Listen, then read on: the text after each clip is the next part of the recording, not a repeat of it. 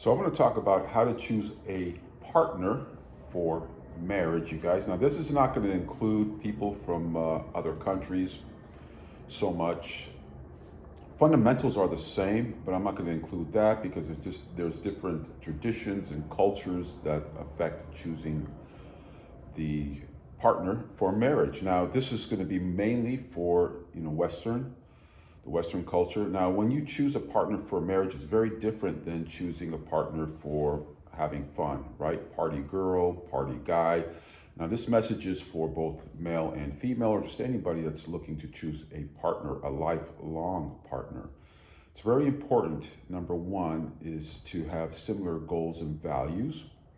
And once again, I always mention the basic principles. Look at a person's actions. Do they correlate with their words? It's so important, both male, female. So depending on, again, know thyself first. Once you know yourself, you know what's important to you. You have non-negotiables as a person. And you should have boundaries, and you should not negotiate, particularly when you're looking for a partner for marriage. Marriage is it's a long-term commitment. It's not just a lackadaisy, fickle decision you want to make. So choosing is very important. It's very different than choosing a partner just to hang out with, choosing a friend to hang out with. And although choosing a person just to hang out with, a booty call, whatever you want to call them, it's very important to choose the right one. You want to choose the highest value type of person. You ladies just don't want any guy to enter you, and you men too as well. You don't want to enter just any girl. So it's very important to choose the right people, whether it's just to have a temporary friendship or an overnight or a sleep, a slumber party or sleeping around or what have you. So choosing a partner for marriage, you have to vet. Now, I've been in the international security business pretty much all my life. And part of what I had to do is always vet. So when you're vetting, and it was mainly towards, vetting businesses and vetting clients, vetting places that in different countries that could be potentially dangerous. So you have to vet, do your research. You got to know who this person is. What this does, you guys, it minimizes your risks in life. That's all it does. You got to still live life and go about and do things and get out of your comfort zone. But what you do is you minimize risk. So by choosing the right partner that has similar goals, similar values, that has respect for you, you have respect for them. Again, respect is earned. I always believe that respect is earned. You don't just respect people, you're courteous to other people, but respect is earned. And anybody that wants respect without earning it, I call them children. And that's just something you learn in life from just everyday principles in life. And, particularly running your own business, and you have a different mindset as you develop yourself as an entrepreneur, whether from the early stages to the younger stages.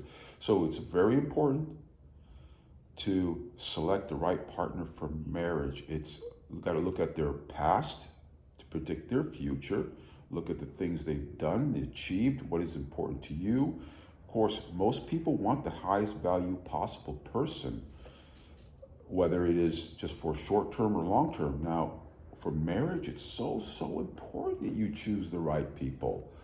Again, you got to know yourself, know the values that are important to you, the goals. Now, when you have all these similarities, you have a better chance and there's better opportunity for you to cultivate a very happy and have a relationship in harmony where you can have children and you understand each other and you understand each other's roles, male, female polarity, so important. And choosing the right partner definitely will increase your chances of longevity in a long term. You want somebody that has a history of working through problems. You don't want a person, whether male or female, again, this is for both of you guys, is that people that just give up as soon as there seems to be problems, they just give up, or they just throw in the towel, or they go out and do stupid things that can harm a relationship, like infidelity, etc. So you want to know about this person. So this is why It is so important to know the person's past. It helps you potentially predict the future. Is the person developing themselves, continuously bettering themselves? Are their mindset, is it in a positive, non-toxic place? Does it match your goals, your values? Are your families in sync together? Because again, you are commingling, as they say in business, commingling funds. You're commingling each other's friendships, family, your wealth, your bank accounts potentially. If you bring children into this world, you want to make sure that you have similar values on how to raise your children, certain principles you want them to be part of. Keep that in mind. It is so important selecting the right partner. And I see so many people just dashing and rushing into marriage, particularly marriage. I mean, you don't have to be married to have a solid long-term relationship, but most people want, particularly women, want to be married, and some men want to be married. And if that is something you do, plan it very carefully. Look at the person's past, predict their future, make sure you have similar goals, have respect for each other. Look at all the hard work that that person has done. Have they achieved great things? If they have achieved, when you achieve great things or achieve things, you finish school, academia, it's a sport, anything in that nature that takes commitment, something that does not come easy. Always got to remember that. So if somebody accomplished something that takes dedication, could be physically, mentally, spiritually, look at that. It's so important because it tells you a lot about their character and who they are. It'll tell you that if they're willing to work through problems, because with relationships comes management. And I've said over the past, because based on my own experiences, you have to date each other, because when you combine two people together and you decide to raise a family, it can become very stressful. There's anxiety sometimes in it. So you have to learn how to manage all these different emotions. You have to be able to communicate with the other partner. Don't be passive aggressive. You have to sit down, you have to communicate. Again, by having all these similarities first before you enter, that'll give you a better chance to make things more fruitful, more enlightening, and have a better insight in regards of being together. Again, dating each other is so important. It definitely helps with not creating that boredom that kicks in after a few years of a relationship once that honeymoon period is over. So you men have to be grinding, leveling up, and you women have to do the same thing. Again, it never stops, and for some reason, so many people think that it stops once you're married. No, developing yourself, whether you're a single person or you're become married or in a serious relationship, it never stops. The grind never stops, you guys. Quit being so lazy. And that's what I find. It's so much laziness out there. You have to grind every day, develop yourself every day, have a positive mindset. We are all here for the short time. So you might as well make the best of it and get off of your asses. Don't be lazy. Do the things you need to do to make yourself a better person, make yourself more attractive so you attract a higher value people. Stop paying attention to so much of the negativity on relationships on YouTube. Yes, they're all sort of bottom feeders. Again, that promote bottom feeders, that's more entertainment. You see on all these dating relationship sites, and they use examples of men and women that are bottom feeding type of individuals.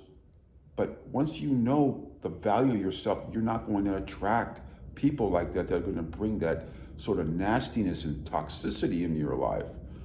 So it's not like that. If you become the best version and you want to attract the highest value male or female, well, when you better yourself, those people that are bettering themselves as well will notice you bettering yourself, and then you attract each other.